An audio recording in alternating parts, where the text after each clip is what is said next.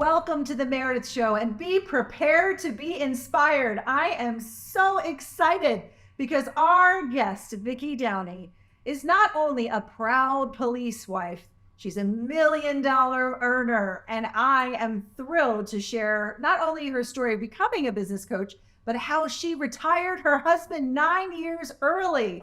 Welcome to the show, Vikki Downey. Thank you. I'm excited to be here. Well, it's thrilling to have you because your story has so many points that truly show that you shine. And you know that my viewers and my audience love a good inspirational story. So thank you for being with us. And for everybody watching at home, you literally started your world of entrepreneurship. And I find this really impressive. At a super young age, 23, you had your first business. What was it? Yes. Not very feminine. It was an automotive accessory store. I love that. I know. How cool. Yeah, it was really cool. It was my boyfriend at the time. We met in college, and he started an automotive accessory store, window tint, car stereo, alarm. This is in the 80s. And yeah, we started our business together. And at 23, he was 24, we bought our first house. Wow. Yeah, without our parents helping us. Amazing. Mm-hmm. Super inspiring to begin with. And you had some big success with your business. It's not easy, I know, from owning a company to even qualify to buy a house. So you had to be doing very nicely. Right. And then you mentioned to me when we talked a little bit that there were some peaks and valleys, and entrepreneurship wasn't always easy for you, especially around the Gulf War. Tell us what happened. Yeah, so absolutely. Just with any traditional business, any business in general, there are, like you said, peaks and valleys. And when the Gulf War hit, which was 91, we had a 1-year-old and a newborn, and literally our phone stopped ringing at our shop. Wow. Literally stopped. People didn't want to spend discretionary income. They didn't know if we were going into a full-blown war, and everything changed. Other tenants were skipping town, not sticking with their rent. But not you. Not us, I know. We just felt, you know what, the right thing to do is to stay in business, keep paying our employees, but it came at an expense because we got a ton of credit card debt just to pay the employees. We were getting loans, and before you know it, we just really finally, after our lease was over, had to close the shop and bring it home. So we actually brought it home for a while, worked it mobily, but that didn't last long. Sometimes they say there's a blessing in every curse. So I'm sure you didn't see it coming when you were riding that beautiful wave buying your house. But what a beautiful story, because after that, you were inspired to totally switch gears. Tell us a little bit about what you decided to do. And by the way, thank you to your husband for his service. Aww. And anybody who is a police wife watching, it is such a special, important role to support not only your family, but your husband. And I know you mentioned that you sometimes were quiet about that. Some people, for their safety, explain that. Yeah. So, what we got into, we both said, you know what, let's just get traditional jobs. Let's put our college degrees to work. He became a police officer. I became a school teacher. So it was funny. We went from entrepreneur to basically government employees. But what people don't know, and I didn't know about police work, is you do have to be careful.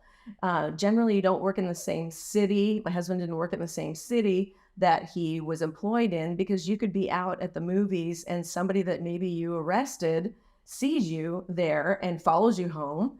Crazy things like that happen. Very scary, actually. Very scary. So we had to be quiet about it. And I was kind of taught, and this is definitely something that's still very prevalent, to not tell anyone that your spouse is a police officer, just for safety, for their safety, for your friend's safety. If you're in maybe a big crowded restaurant, you don't want to announce to the world. It's kind of a shame, because law-abiding citizens really love the police, but it's what you have to worry about, who's listening. So, and speaking of who's listening, while you were supporting not only your career in teaching and your husband, you had an idea to get into a side hustle. Tell us about that. Yeah, I did. Because when we closed our shop, we were devastated, because we saw that as the American dream. the way you could get ahead in America, not working for someone else, but having our own business. So we were looking. We'd always kept our eye out. So my husband actually became a photographer. He did a lot of sports photography. And then I actually dabbled in candles. So I was selling some candles actually with a company and was successful there and realized, ooh, this is a great way to have a business where there isn't the traditional overhead that we have. Right. Hence the dream of the side hustle. Yes, exactly. And then a friend of ours shared a skincare company with us, and we were blown away by the caliber of people that were involved. The CEO was a success in the industry. He'd taken the gotchas out of some of these direct sales companies that are out there, just having to buy a ton of inventory, keep that on hand.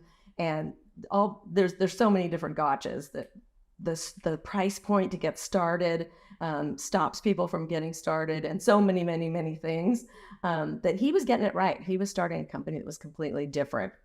And so we locked arms, and here we are today. Well, you're very, very humble. Here you are today with an empire. So let's let viewers at home be truly inspired. How did that happen, and what is going on today? Yeah. Fast forward to today. Yeah, it's really exciting. So we are $1 million earners with the company, and we've helped many, many thousands of people have successful businesses because we're their mentor. That was one thing we noticed in traditional business. We didn't have anyone to help us. If you were trying to find somebody that would help you, that was in your space, you were their competition, and they're not going to give you their secrets. Where in direct sales, you actually have a mentor, which when they help you, it benefits them to a tiny, tiny degree, but you get the lion's share. And so with that, we just found our total niche of helping people, which that's what John always wanted to do as a police officer as well, was to help people. And so we actually retired him because we created this side gig that was bringing in great income. He was able to walk away 9 years earlier than planned. 9 years. Power to the lady of the house. I know it was a team effort, but that is so flipping cool. Yeah. And I also know, speaking of powerful switches, you decided later on, especially during COVID, to come out as a police wife. Tell me why you made that decision. Yeah. So before we retired him, I was just trying to maneuver life, a young mom, caring for kids, keeping everything on the down low. And it was tough. And I didn't have anyone kind of guiding me. I didn't come from a law enforcement family. And during COVID, there was so much ugliness that was coming out, as we all saw. And I get that there are bad apples, but 99.99% of police officers are not. They got started in their occupation because they wanted to help people. And I was tired of seeing the bashing, and particularly on Instagram, on a lot of the social media, a lot of the younger police wives were coming out. They were saying, you know what, I'm standing behind my husband, and he's not who you say they are, as in general. And so I thought, you know what, I need to be loud and proud with what we've done, how we've raised a very successful family. Our kids are grown now, but how we navigated that, I would have loved to have a book that I could read, a guide, when things were happening that I didn't know who to turn to, that I could actually get some help. So that's why I decided to write this book. Amazing. Tell us about your new, very first book that's coming out so soon. Yes. So it's called The Police Wife Guide, and very simple title because I really want people to get information from it in a simplified way. It's just 15 chapters. That's it. Helping a police spouse or first responder, because they have the same issues that we do with the long night shifts, the long shifts in general, no time off, overtime, working holidays. It's tough. And so this guide is going to help you with that. I also talk about marital challenges, the way to be the most help to your spouse, but then also to stand up for yourself and your self-worth and maybe some of your self-care that we as women all need. Yes. So yeah, it's just all in one. Super inspiring. Yes. And I like to acknowledge your shine. First of all, it took a lot of courage as a young adult to open up your own company. But I think many times in life when we have things go awry, or as I always like to say, a swift kick in the pants with losing a business that we thought would be around for a long time, people don't rise up. They may stay in a corporate job for forever. And what I'd like to acknowledge you and your husband for is being a stand for what we say, and you'll hear about this in another segment coming up soon. You're what's next, not let's stop, but what's next. Yeah. And time again, you've proven that.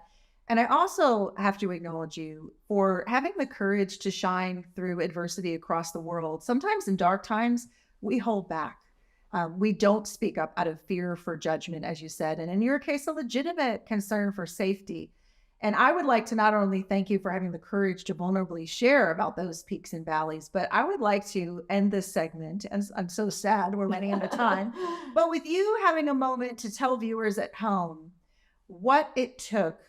And if they aspire, maybe they have a business or they've gone through trials to try to figure out their next chapter as a business coach and somebody who recruits and employs many people in your direct sales business, what would you say to them? I would say find a good coach. Actually, reach out. Coaches are worth everything. They're golden. And if we had to do it over again with our first business, we would have had a coach then. I don't even know if that was possible.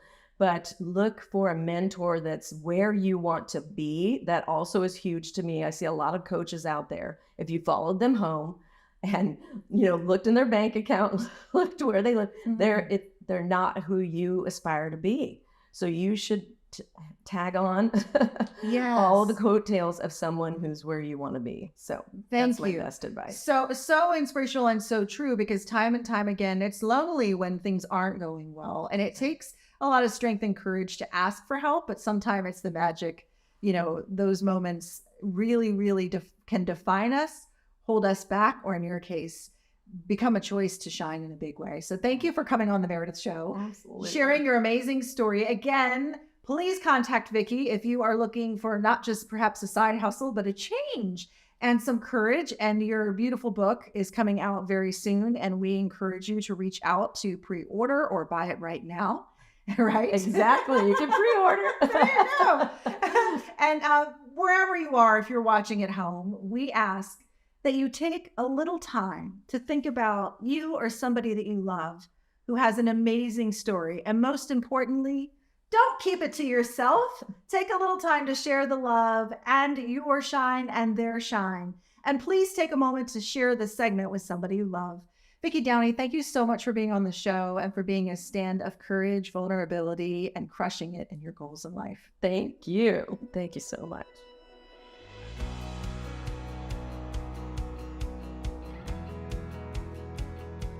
The Meredith Show is brought to you by La Ventana Treatment Programs, located just outside Los Angeles in Thousand Oaks, California.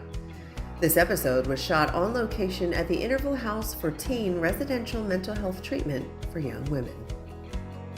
Be sure to follow The Meredith Show on Facebook, Instagram, and YouTube.